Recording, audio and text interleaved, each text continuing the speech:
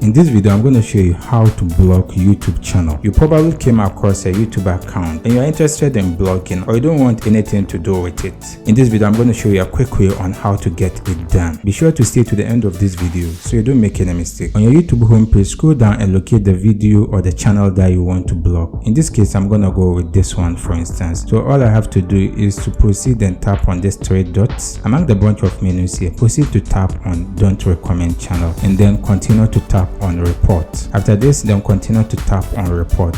After you are done with this two, move out of this, then proceed to tap on the video and then visit the channel itself. Once on the channel, navigate to the top where you see this three dots and tap on it, and then continue to tap on Hide User from my channel. So when you type on this, for instance, we'll be prompted that in the event you hide user, this will hide existing and future comments from this user on my channel. And by doing this, you have successfully blocked a YouTube channel. If you have any question, you can leave it in the comment section. I'll do my best to attend to you. If you enjoyed this video, consider check out our next video. See you in the next video.